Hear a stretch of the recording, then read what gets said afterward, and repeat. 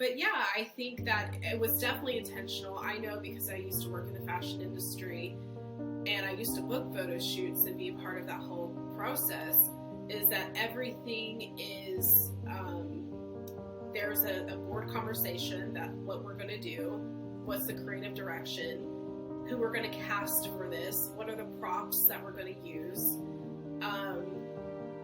what is the message, what is the theme, right? What's the mood board? They'll put together a mood board, and there's many steps that they take to finalize the end result before they publish it, and it's okayed by multiple people, and there's not one stone left unturned. Like, everything is meticulously done in these photo shoots and these campaigns. So this was very thought out. It was discussed on several occasions. These processes of these campaigns take some time, so they had many chances to go over the photo shoot and change things if they wanted to. There was clearly an agenda behind it, and since they got caught, now they're trying to backtrack and pretend like they just were clueless. But as somebody who's worked in this industry and worked in high-end photo shoots and in this process, I know firsthand that these things are not done just aimlessly. There is intent behind everything.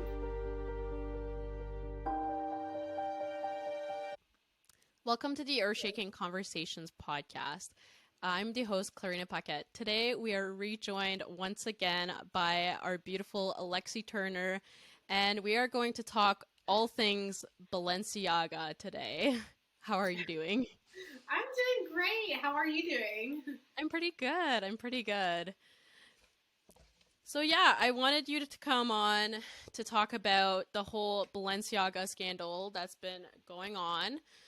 For those of you who don't know what happened, Balenciaga released some really disgusting pictures with children holding teddy bear and wearing bondage. And they also released a separate set with a purse under a stack of papers, and those papers were actually a court case that overturned some parts of child pornography. So I want to hear your thoughts about that, your initial thoughts about the whole scandal.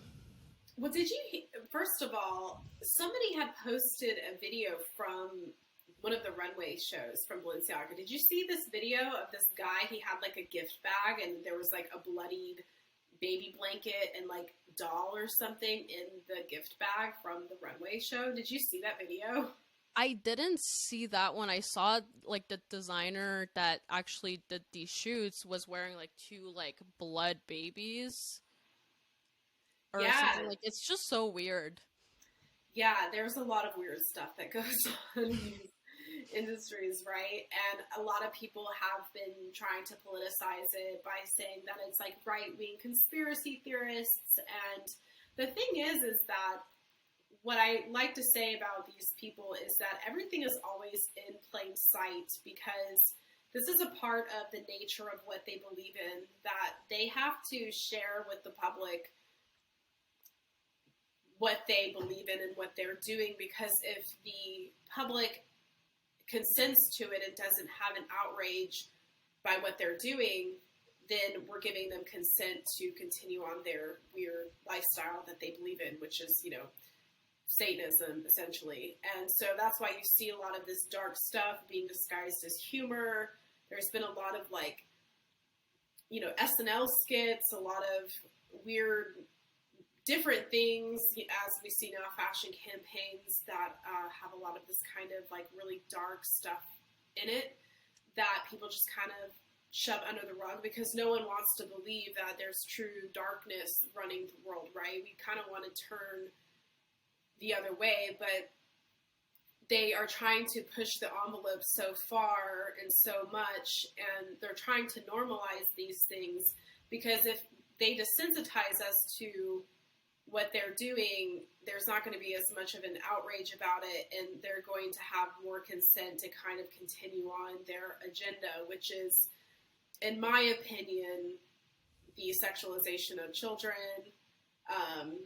the whole backwards society, the androgynous society, You know, a lot of these people kind of like worship Baphomet, which is an androgynous god. There's like a lot of esoteric information within all of this that I could go into like another conversation with that I won't do here.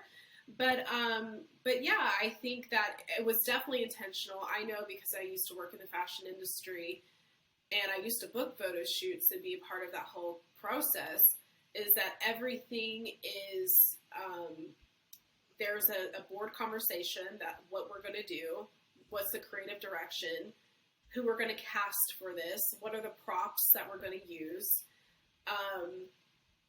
what is the message, what is the theme, right? What's the mood board? They'll put together a mood board.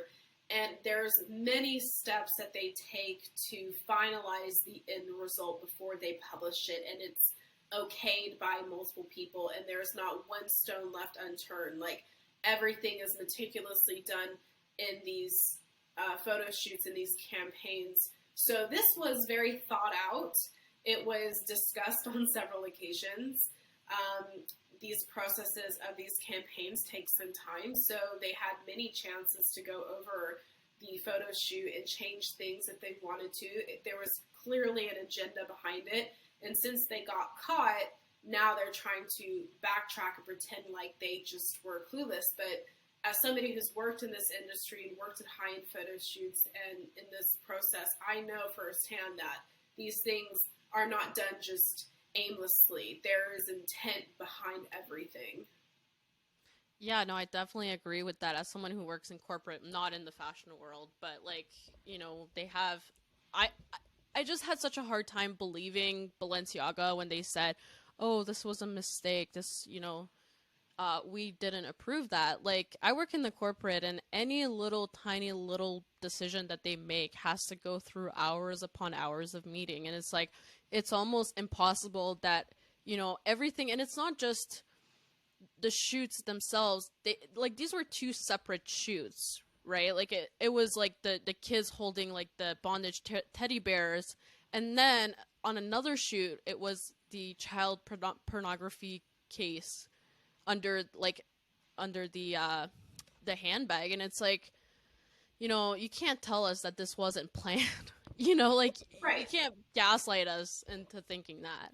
And again, everything is hidden in plain sight. That document was essentially hidden, but it was in plain sight. So if nobody zoomed in to see it, then the public is giving consent to what they are showcasing, right? And the other thing is, the photographer who did this shoot had a series of photo shoots with children.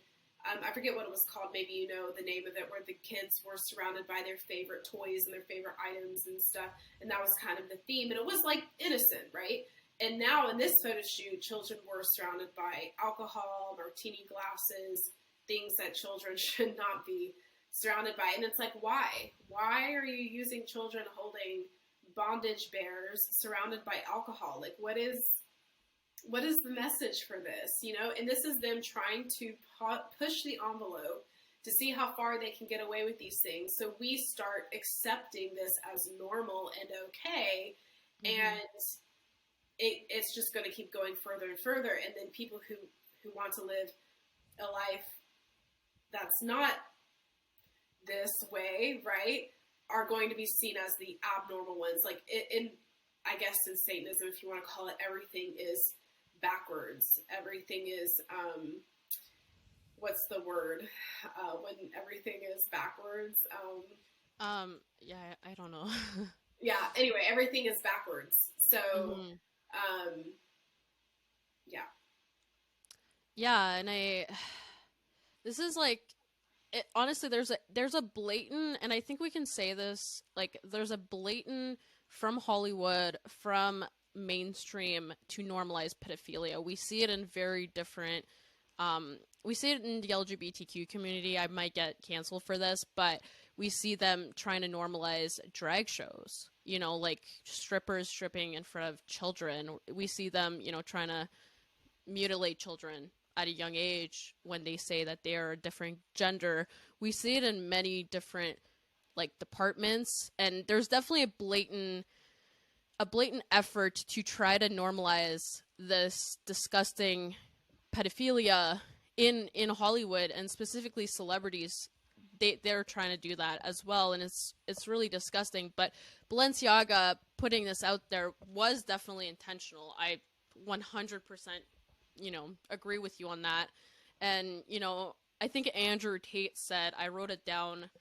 He said it's called karmic retribution, which is they basically show you what they're doing, and then he gave an example. Sorry, it's on the other page, but I just thought it was such a great. Go ahead.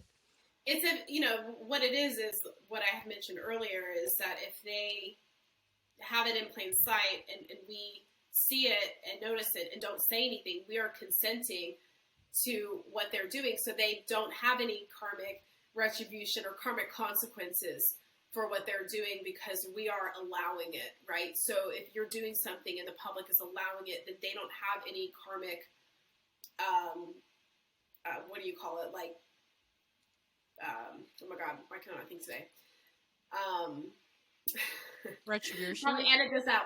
They don't have any karmic backlash for what they're doing, right? Because we're saying this is okay. And this is why they're trying to normalize this lifestyle so much and push back so much.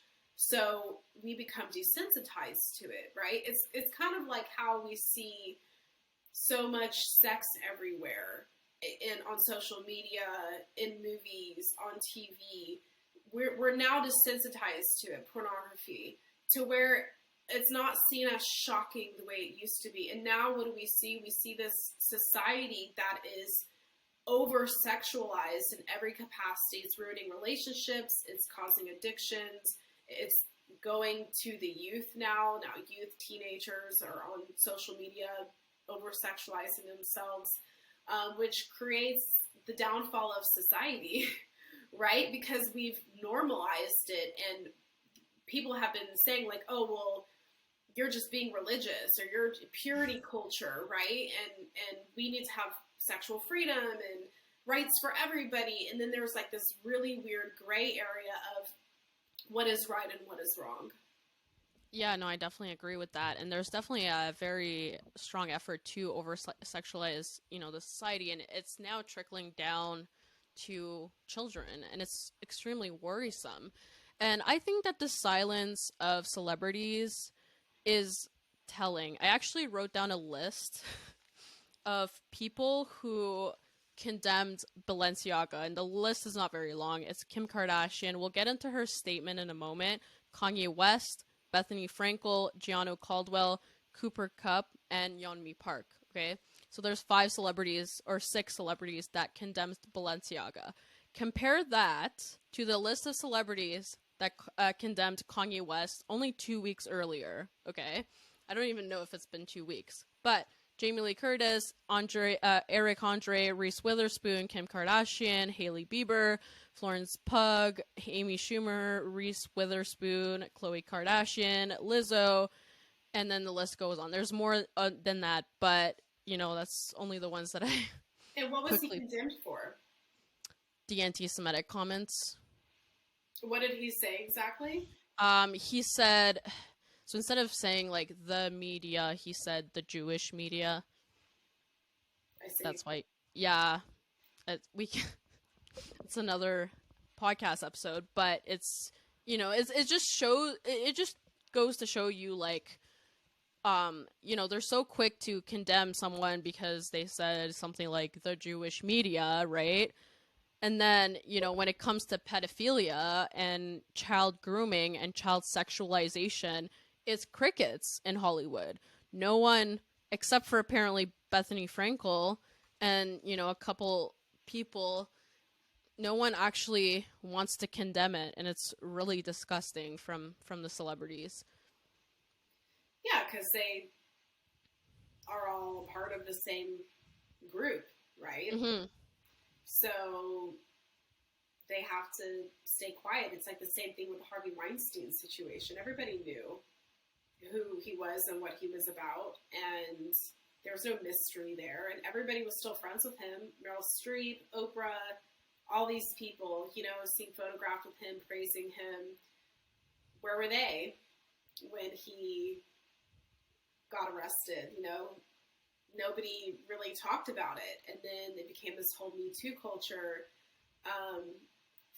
But I think, you know, there's definitely something in Hollywood called like humiliation rituals, where they will take down one person, like Bill Cosby, for example, Harvey Weinstein. Now they did a movie about him, and they kind of shine the light on one individual to kind of hide the rest of what's really happening. So everybody's focused on that one person. I guarantee you there will be another scandal that happens in like a week, and everybody will magically forget about Balenciaga because something even bigger will happen, right? That will take, you know, something that is planned, or that they put into the media for them to talk about, will kind of be placed in there for people to be outraged about, to take the attention away from Balenciaga, because they don't want people having conversations about this.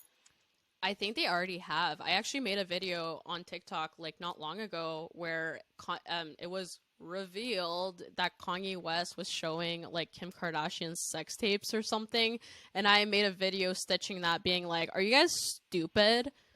Like, are you guys stupid? You guys really believe that? Like, and it was just fresh after the Balenciaga scandal. I was like, there's no way this is actually like true. Like, come on. Kanye West is...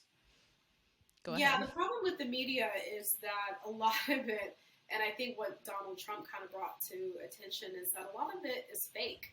A lot of it's not real, right? I mean, they've even like refurbished old war photos to pretend like it's current war photos in, you know, in the news, to trick people into believing that, you know, they've even paid people off to show some sort of horrific thing that's happened, but they're actually crisis actors. And this has been proven. Like, this isn't some sort of like weird conspiracy, right? So they can plant any kind of idea in the media in people's minds. And that's why the media is so powerful, because it sways people's opinions of people, and they can lie about anything to make it seem like it's true. And then they have all this power. And see, most people, they don't have the time or desire to really go in and deep dive into certain things and do the research themselves. So if something comes out in an article, they just see it as fact and truth. And that's why a lot of people don't actually have critical thinking skills. They don't think for themselves. They just believe. That's why they call them sheep. They just believe what's pushed out in the media. And that's why we're in this situation, is we don't have a lot of free thinkers.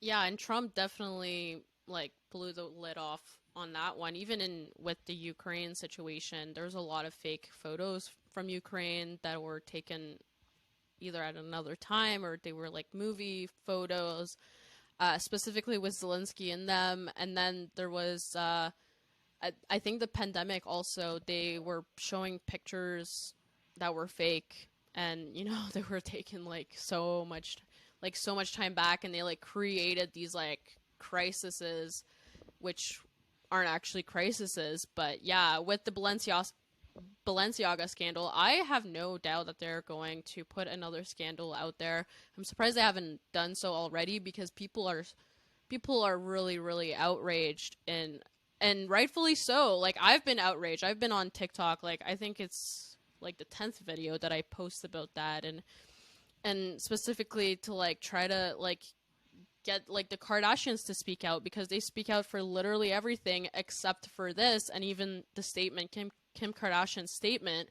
which was like such a bad statement, like that wasn't enough. She didn't even cut like ties with Balenciaga. Like, you know, she just said, I'll wait and see, basically. Yeah. And I thought it was interesting too that Perez Hilton was like the only person that came forward who is in media, right? He was the only person who came forward and was like, there's nothing wrong with this. Like, people are being too sensitive. This is a right-wing conservative issue. And everybody in the comment section was like, no, it's not a political issue. This is like a human rights, children's rights issue, right? And then they tried coming forward saying that the parents of the kids had no problem with it. Their kids had fun. So again, they're trying to normalize this and put figures like Perez Hilton out there to say, this is okay. What's wrong with this? There's nothing wrong with this, for people to kind of, you know, question themselves, right? To question if it's really something that's that bad.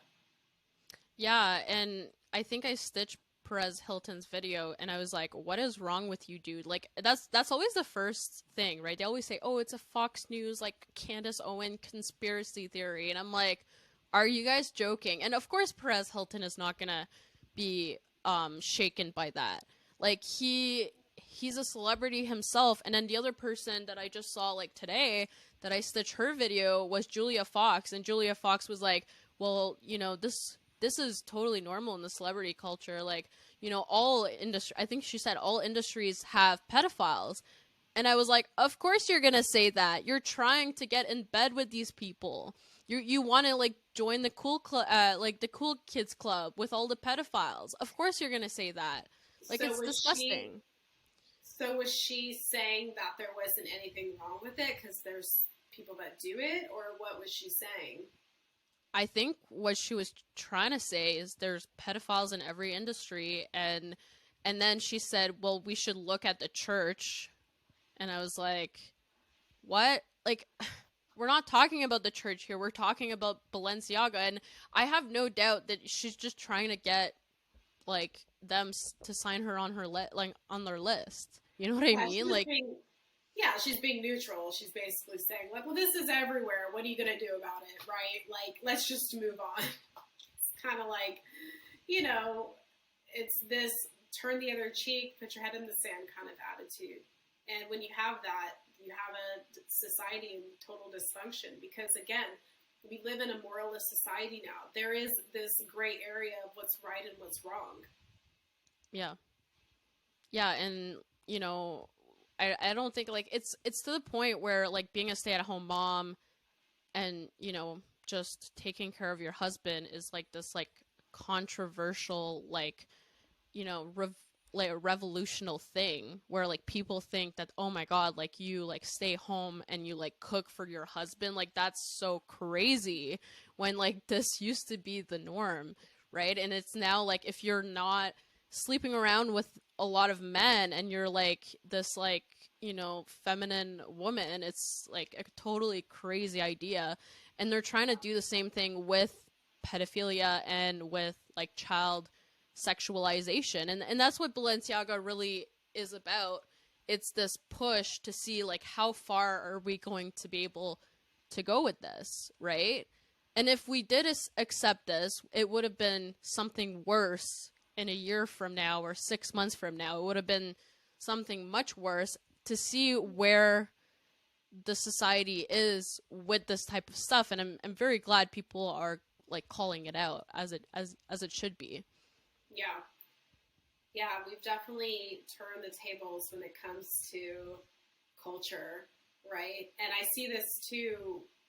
I know they're interviewing a lot of people for the World Cup in Middle Eastern countries about how the LGBTQ community is not necessarily celebrated there. And instead of talking about other issues, the interviewers keep bringing up this issue of like, well, they're not allowed in your country, or they could get killed, or whatever the case is. And the leaders of, you know, Qatar and these countries are saying, like, we have gay people here, but PDA is frowned upon. Nobody is allowed to do PDA. If people want to be gay, they can be gay, but like there's no PDA, so nobody really knows about it, right? And this woman kept pushing the issue, and it's like our culture. My dad calls America GCO, which stands for the greatest country on earth, as a joke, you know. Which, you know, my family used to be patriotic, but in the last, I don't know, probably 20 years, it's kind of changed. But he's like, in the GCO, we try to put our ideas and our beliefs on everyone. And again, it's become this moralist society. They've taken God out of schools, religion out of schools, philosophy, like any kind of like deep thought, culture. They've replaced all of these things, hard work, you know, with this easy lifestyle that we have here. Video games, fast food, taking the mother out of the home to go to work, the kids being raised by the government schools, the state, they're finding all these child pornography books in schools. Parents are going to the libraries, checking out these books, reading them in these PTA meetings, being like, what the heck, why are these books in our schools? I did a few videos on this. And these were specifically placed in these schools. Somebody chose these books. You know, somebody had read this book about giving oral to a young woman in like a book for children, right? And it's like, but parents aren't noticing this because the mom is working, the dad's working, the kids spend most of their time at school with other adults that aren't their own parents, right? And this was kind of one of the agendas of getting the mother out of the home. And if you live, like we were saying, a traditional life where the mom stays home, raises the kids, and depends on her husband, and you promote that or you say that's your life, everywhere in the comment section will be women saying, good luck, he's going to cheat on you. Good luck when he leaves you with nothing. You know, I could never do that. That's when he's going to control and abuse you. It's like we've been programmed as women to see that life as dangerous, unworthy, and I mean, you even see it in like Meghan Markle's podcast, right, of what she's promoting.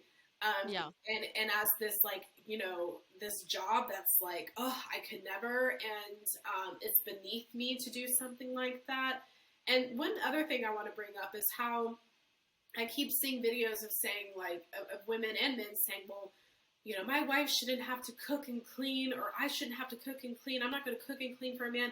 And it's like, cooking is an energy transfer.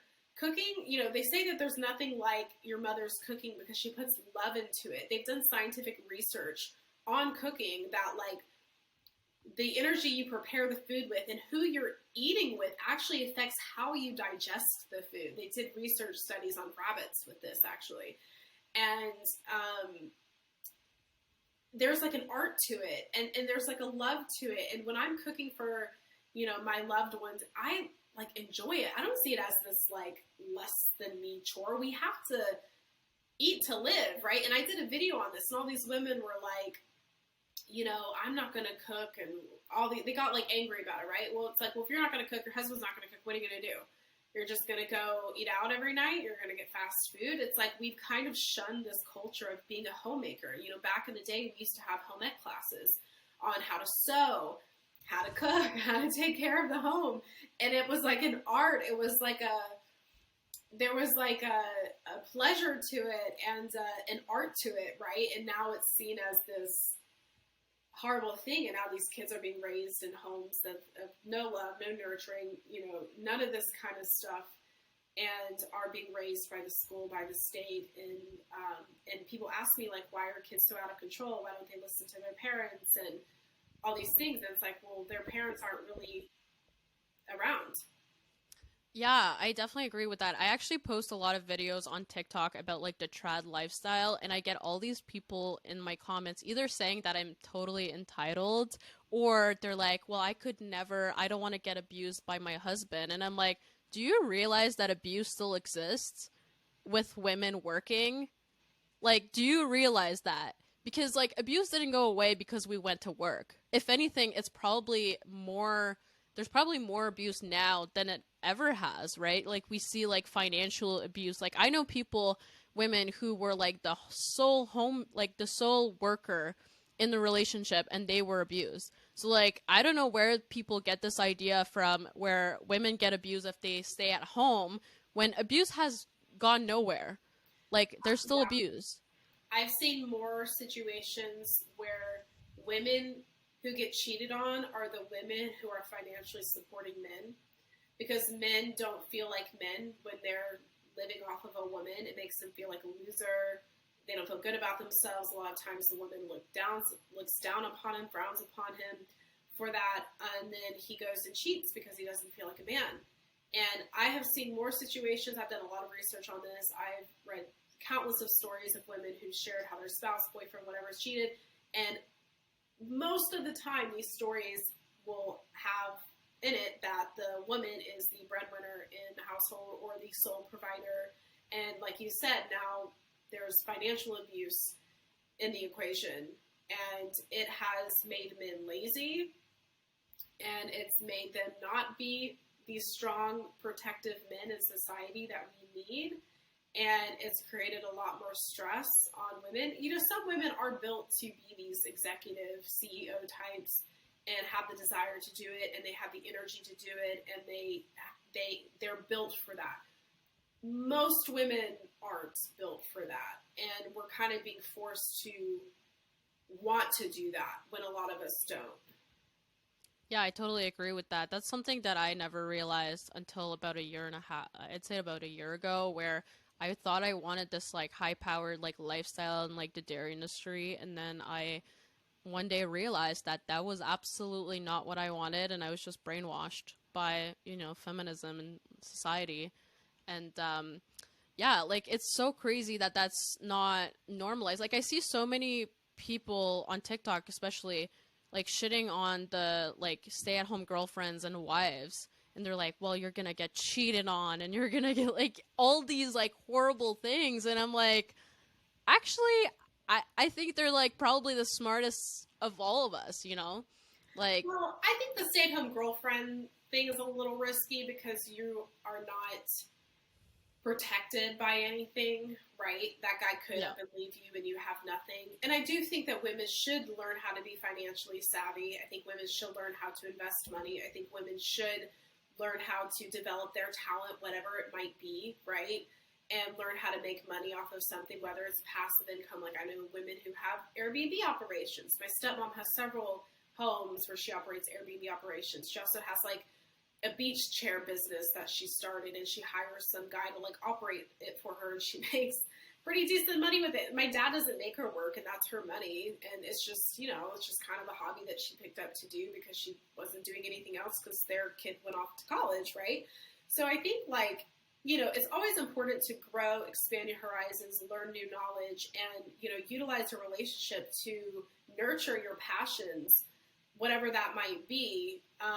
Does it mean you have to be like, you know, working 24/7 and being the boss babe? No, but like, you don't want to be idle in life either. But when you're married, you combine assets and money, and you're helping if you're a stay-at-home mom, you're helping your husband build his empire by bringing him peace, by taking care of the home, taking care of the kids. You're a pivotal person in that environment. So you're helping, like my uncles who are worth millions, they say I couldn't get here without the support of my wife, right? And that's why the wife is also entitled to what that husband has, because she's that support system for him as well. And she relinquished her, like my dad even says that stay-at-home moms should get a salary from their husbands because they're doing all of the work at home, and their husbands should pay that woman a salary, and that she should learn how to manage that money properly, reinvest it, and bring more money into the home, right? But I think being a stay-at-home girlfriend is a little trickier because you're not legally entitled to anything, right? It's a little bit more risky. But yeah, I think that, you know, there's this kind of, as you were saying, like there's women who shun just even supporting your man emotionally, spiritually, you know, being his rock per se. You know, women are like, no, he needs to be supporting me, right? And I saw a comment the other day of this woman saying that she was dating some guy who he wasn't making as much money as her, and so she would always say, well, let me pay the bill because I make more than you anyway. And then he ended up breaking up with her, and she was like, he just didn't feel confident around me. And it's like, yeah, well, if you're constantly passive-aggressively shaming him for making less than you. And she was like, well, it's not my problem. He has a fragile ego. And it's like, I feel like so many women are just so clueless about how men operate. And if they just knew how to, like, work with men, we would get so much further along. But instead it's become this, like, gender war, right? Yeah, like I think that feminism has really separated men and women, right? Like you see women in competition with men, and I say this to my friends all the time. I'm like, you know, if you're like this boss babe person, like find a man that supports you. You know, you don't need to have the CEO like boss man, I guess. Like you can find a man that supports you, because if you do end up with the CEO, what might happen, like unsubconsciously, you might not want it to happen, but it probably will happen, is that you guys are going to be in a competition with each other when you actually want like when you're in a relationship, you want to like come together and, you know, kind of move forward in life. But, you know, if you're with this high power CEO dude, you might actually be in a competition with him and not even know it, right? Yeah, that's why I talk a lot about archetypes on my platform, because the CEO man would be a lot of times the ruler, and the CEO woman would be the female ruler, the queen mother. And two masculine energies together, it doesn't create a polarity, doesn't create desire, passion, and oftentimes the man will leave, and you know, we see this sometimes where he'll leave for just kind of this like younger model, and it's not necessarily like the age he's after, but it's like the younger women are more fun, they're happy, they have more time to spend with him, they're more devoted to him, they want to please him, they want to be at his beck and call, they want to follow him, right? And these masculine men want that feminine presence, whereas the ruler woman, she's headstrong, she has her desires, and they kind of work together side by side, but there's no sexual polarity, and she doesn't need him. And a lot of times masculine men want to feel needed. They want to feel like they have a purpose, and they don't with these kinds of women. So these women do best with the archetypes of men who support them, which are more feminine men that are like, you go off and like Ruth Bader Ginsburg, right? Her husband was a lawyer. He relinquished his job and he became a stay-at-home father, raised their kids, while she became Ruth Bader Ginsburg, right? Yeah. And he was this like emotional support for her, which is what she needed. And they had a balanced relationship because of it. Yeah, and like you see it with like Prince Harry and Meghan Markle, and you know, a few different of these archetypes where the women are like the queen mothers, and then the men are the managers. And I think it's really important. I tell my friends who are like boss babes, CEOs, I'm like, girl, like, you know, I hate to say this to you, but like it's true, because if you end up with this ruler, you're probably gonna have some issues, you know, and yeah, I don't like, I honestly don't even remember what we were talking about, but yeah, it's yeah, so sorry, my cat's being, Your cat loves to join us when we're in conversation. yeah, she'll sit on my lap and she's just happy sitting there and just looking at the camera. But yeah, so the degradation of society kind of caused what we know as the Balenciaga scandal. You know, I think it's really cool that we got into like the whole like history of like feminism and how that kind of, you know, led us to where we are today. I did want to go over the statements of Balenciaga and also Kim Kardashian. I don't know if I want to go over the Balenciaga one, but specifically the Kim Kardashian one, because I just thought it was ridiculous. So yeah, I'll just read it if that's okay with you. So I've been quiet for the past few days, not because I haven't been disgusted and outraged by the recent Balenciaga campaigns, but I wanted an opportunity to speak to their team to understand for myself how this could have happened. I don't know about you, but like, I don't think it takes 6 days to speak to their team and see what happens. Yeah, I think she was definitely trying to strategically figure out a way to respond without shaming them completely and throwing them under the bus, because they are, Balenciaga and Kim Kardashian's clothing line are owned by the same company, right? The same umbrella. They're under the same umbrella. So she's going to strategically give a statement to be very neutral. Yeah. So the second part of the statement is, as a mother of 4, I have been shaken by the disturbing images. The safety of children must be held with the highest regard, and any attempts to normalize child abuse of any kind should have no place in our society, period. Yeah, I 100% agree with that. And then, of course, the third paragraph, which is, I appreciate Balenciaga's removal of the campaigns and apology, and speaking with them, I believe they understand the seriousness of the issue and will take the necessary measures for this to never happen again. And then the last paragraph, Sarah, is, as for my future with Balenciaga, I'm currently reevaluating my relationship with the brand, basing it off of their willingness to accept accountability for something that should have never happened to begin with, and the actions I am expecting them to see to protect children. This is the part where I really was pissed off, because this was very deliberate.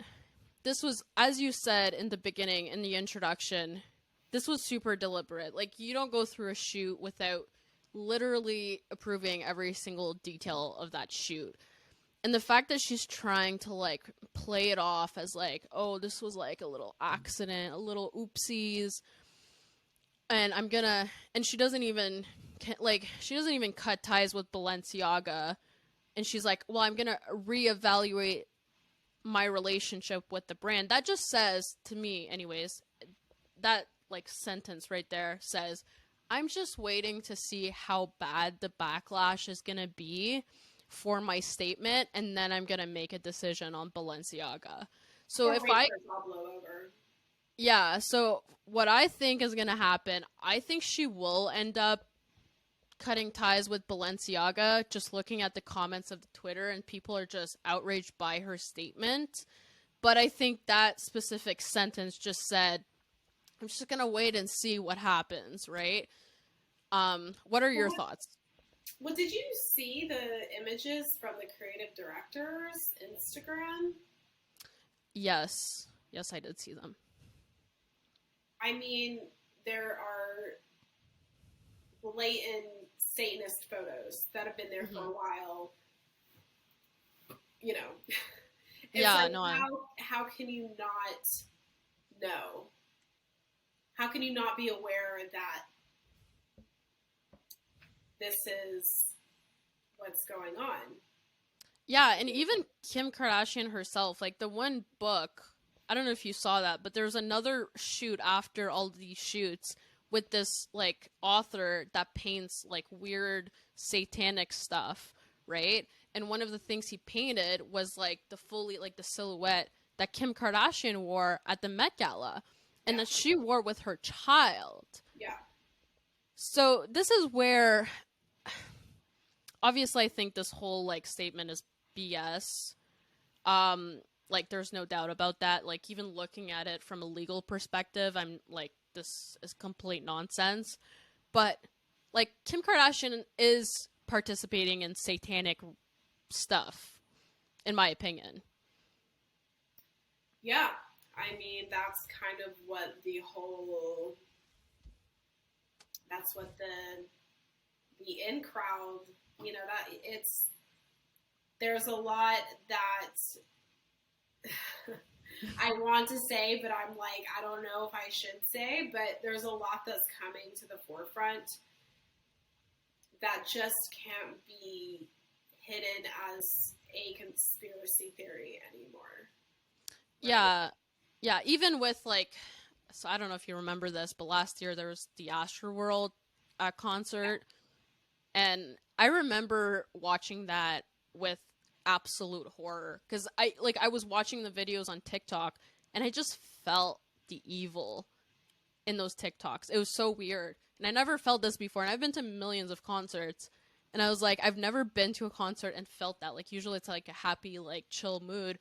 And I was just watching the videos, and it's like you just felt like you were in hell, you know?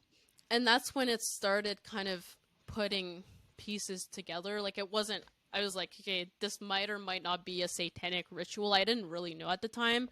But with this, like, Balenciaga campaign, I don't know. I just think that this is what it is. It's interesting you mentioned that it looked like hell, because these people in power harvest energy from our fear. We live in a very dense world now. We live in a very low vibrational world now. Our food is low vibrational. The nutrients we're getting, as you know, are low vibrational. Our education is low vibrational. The media, what we talk about, social media is low vibrational. You go on TikTok, most of the content is toxic. You go on the news, it's always tragedy, because they harvest energy from our fears, right? So the more we stay in these low vibrations, we are like imprisoned mentally by this. We're not going to evolve into our higher selves. We're not going to evolve into the best versions of ourselves. If we sexualize kids from a young age and get them interested in this kind of lifestyle and pollute their minds and pollute their bodies and their energies, they're not going to live their highest potential. If we traumatize children from a young age, by whether it's, taking their mother out of the home too soon, single parent households, the sexualization of children from a young age, all of these things, you know what trauma does? It lives with you. You have to go to therapy, you self-medicate, you use drugs. It's this vicious cycle, this vicious karmic cycle that just keeps continuing on. So we stay low vibrational beings, and the elite stay at the top and make all of the rules, profit all of the money, and essentially enslave humanity in this low vibrational world while they profit, benefit, and gain from all of this. So they're not going to benefit out of this joyous society and this purity culture, or pure society, spiritual society, that kind of thing. They're not going to benefit off of that. Doing good and protecting children. I mean, if you look at it, child trafficking is the most lucrative industry in the world, and most of it takes place in our country. Why? But nobody wants to talk about it. It's like some taboo thing that they call a conspiracy, that they, when they wanted to build the wall between Mexico and America, because mostly what's going on there, if you talk to Border Patrol, is trafficking. And people will say, oh, it's racism, they don't want these immigrants coming in here. And it's like, no, that's not what's going on, right? And they always try to spin it. And this is kind of the issue, too. It's like a lot of their agenda is evil, but they will spin it as something positive for humanity, one love, everybody, let's accept everybody. Like, there's nothing wrong with loving children. They should have love, too, right? They should learn whatever sex is, so they try to disguise it or mask it as something positive, and the things that are positive they try to mask as negative. So it becomes this, like I mentioned in the beginning, this backwards society. Yeah, and with the child trafficking issue, I don't know if you are aware of something else that happens in Canada, but there's a huge child trafficking issue. We have thousands and thousands of missing and murdered Indigenous women, and if you go out and say that, like, it's just something that no one talks about. And, it's something I will eventually actually cover on my podcast, but it's just all of this stuff that's happening right now.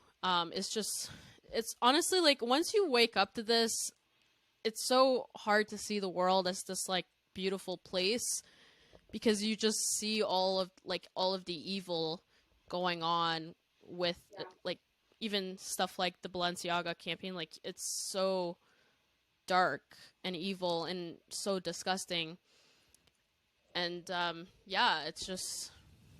it's one of the reasons when I started to wake up, because I worked in the entertainment business for a few years, and I've worked in the fashion industry for a few years. I lived in New York City, and I talked about this a lot. I've been around a lot of the elites. I did a video on this, how a friend of mine dated this powerful billionaire, and I've, met a lot of powerful people, worked with the UN. You start to kind of wake up of the seediness of what's going on, the things that are hidden, that, a lot of people, they want to mingle with people at the top. They want the most expensive handbags. They want this elite lifestyle. They're always chasing it like in a hamster wheel, right? Let me get the richest guy, get the best lifestyle. And then you start to really see the darkness of that world. And I went through a depression, actually, for about like a year when I kind of discovered the truth. And then it's like, now it's like my whole mentality, my whole life has changed to where I'd rather just live off grid, have a farm, live in my own bubble. Material things don't matter as much to me anymore. Getting the latest handbag doesn't matter to me as much anymore. I don't care about those things as much anymore that I used to. I used to want this big fashion brand in New York City and live this life. And, I have access to it, but it's not something that I am so controlled by, right? I've learned to kind of evolve past that because I see that all of these things are transient and it's not the meaning of life. And a lot of that is dark and seedy. And a lot of people are just not operating in they're slaves. They're slaves to this stuff, and that's what our culture has come to, essentially. Yeah, that's I think the main reason why Andrew Tate got banned was because he was telling everyone that they're slaves and they're living in the Matrix. And I know a lot of people personally that woke up, they don't listen to like the whole women stuff about Andrew Tate, but they woke up and realized, oh my God, like we live in the Matrix. We're slaves to the elites because of Andrew Tate, and then he got canceled. And it's like, it's so true. Like it took me, I'm like still kind of waking up, but like there's a lot that brought me to where I am, like getting the vaccine and almost dying from it, like just starting to realize that feminism sucks and like all of this stuff. And here I am today talking about like the World Economic Forum a lot on my TikTok channel. And it's such a hard thing to do when you wake up, because you realize that every single thing you've been told is a lie, right? Like I used to want to be a celebrity as well. Like I remember like idealizing like Mariah Carey, Celine Dion, people like that, wanting to be a celebrity, wanting to sing, wanting to do all this stuff.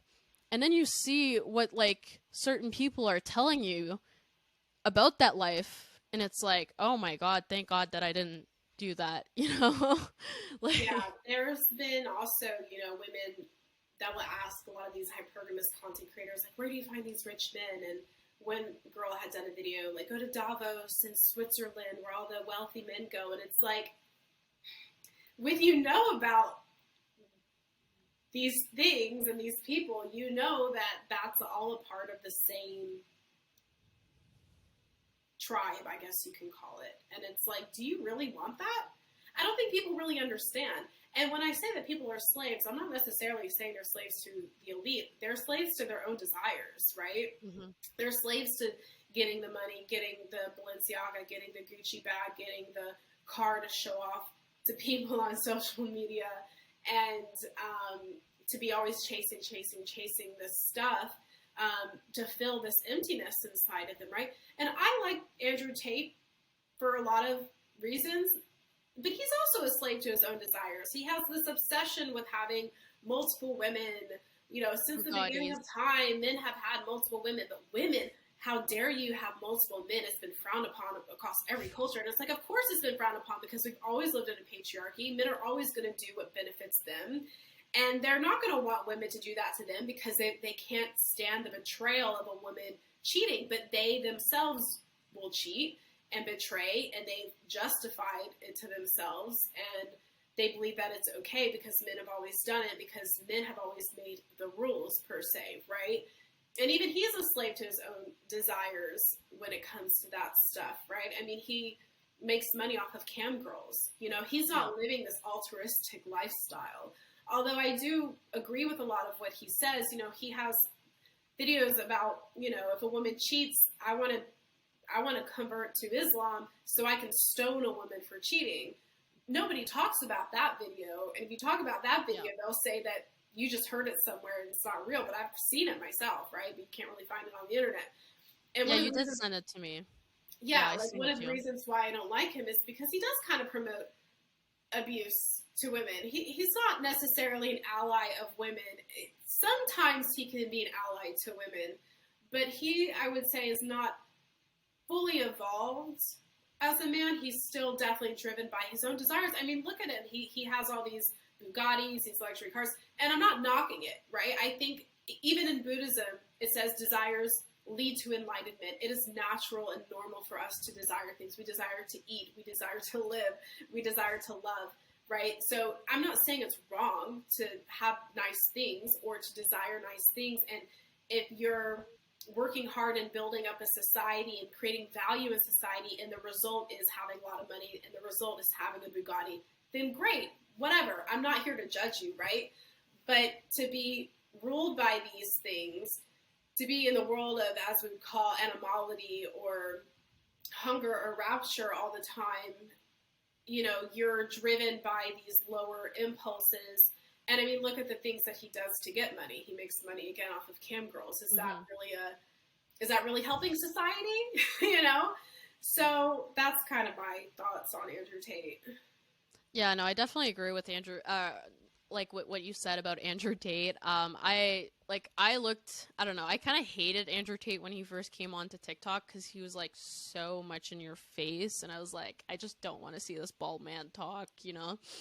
Delivery is aggressive.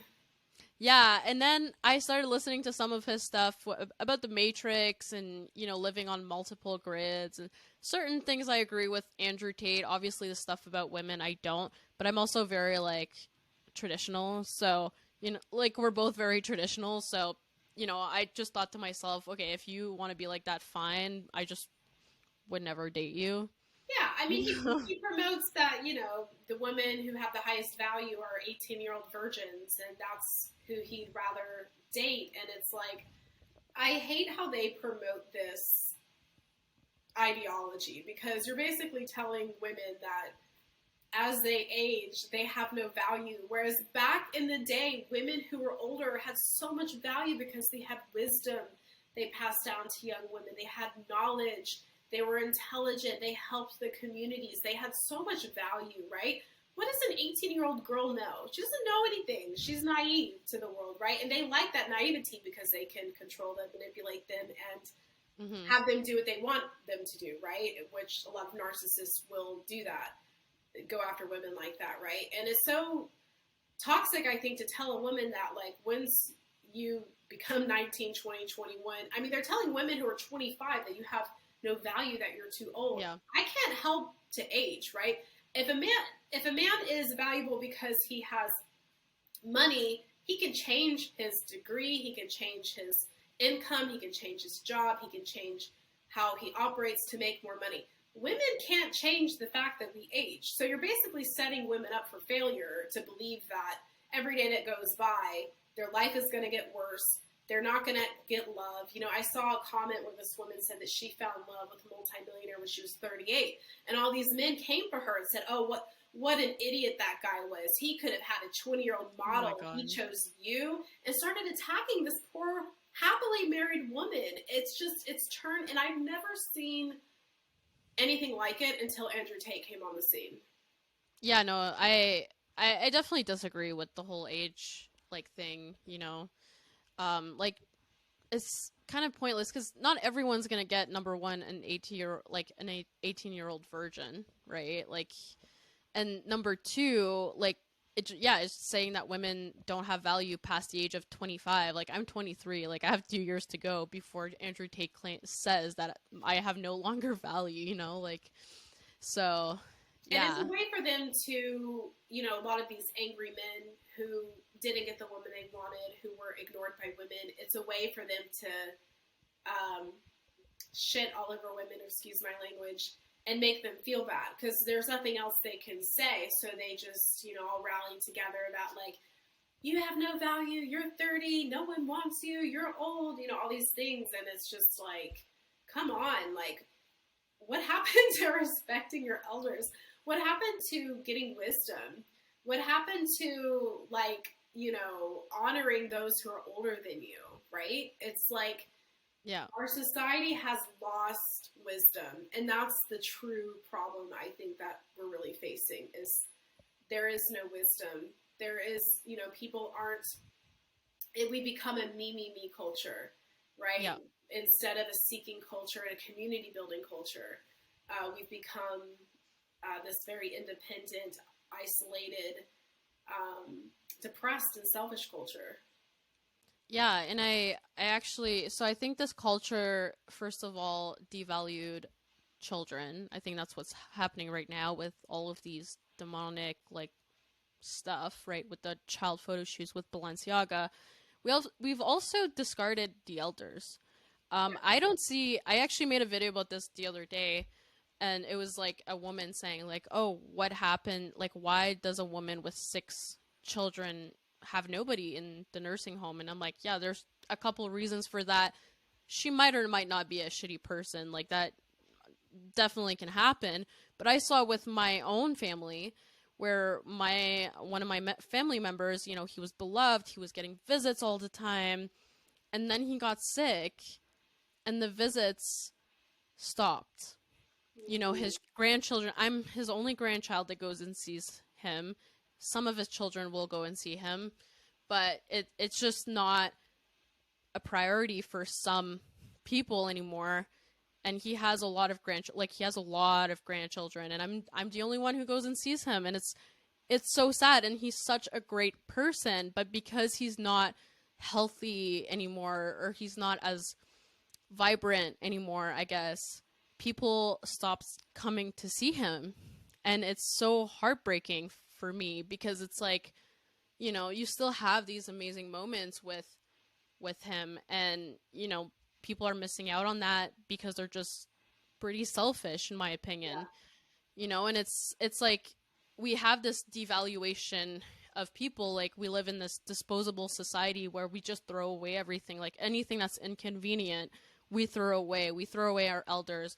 You know, specific women will have abortions because it's not convenient for them. Like it's just we live in this like throwaway culture where we've normalized the throwing away of people because it's not convenient for Yeah. people, right? Everyone being disposable. I saw firsthand my one of my good friends, her father had Alzheimer's. He actually had West Nile virus, which led to short-term memory loss, which led to Alzheimer's.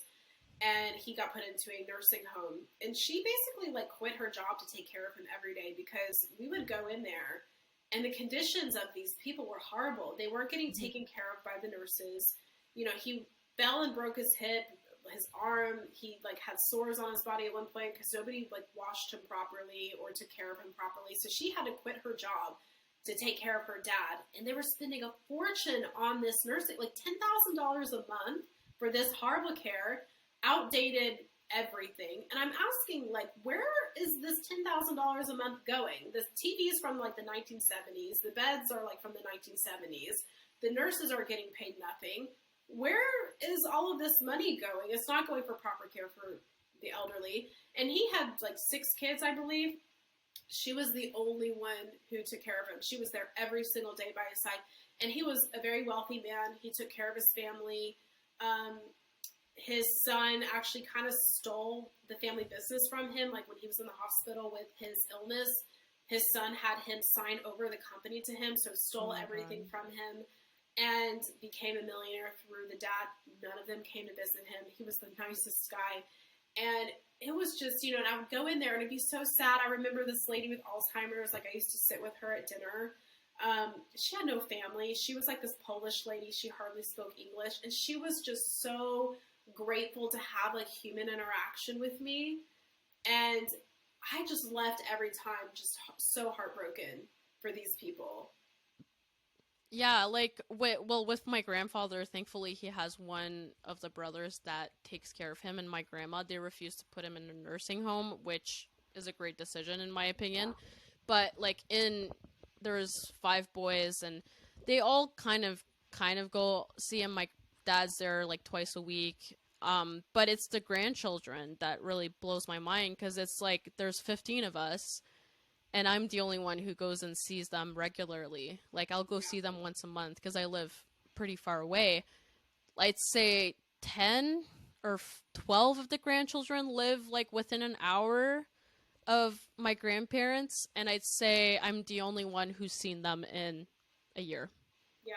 Well, we've definitely moved away from family values and the family unit and more into a selfish culture. Yeah, and it's so sad because like we also see like the kind of the devaluation of children. You know, we see this culture devaluing children, devaluing mothers. We see that also fathers. I think we're just devaluing everything, honestly. Like, it's just a very selfish culture, to the point where like cats and dogs get treated better than some kids and elders in nursing homes. Like, my mom used to tell me that my dog got treated better than most kids. I love that little dog. He was the best. But anyway, I have to go. But yeah. wrap up? Yeah, I will wrap up. Okay, so thank you so much for coming on. I will put Alexi's links in my bio, so go check out her new workshop that she's doing, and of course her Instagram and her website and her TikTok. And thank you so much, Alexi, for joining me once again. Thank you, Clarina. It's always nice having a dialogue with you. Thank you for having me. Yeah, thank you so much. Have a good night. You too. Bye. No.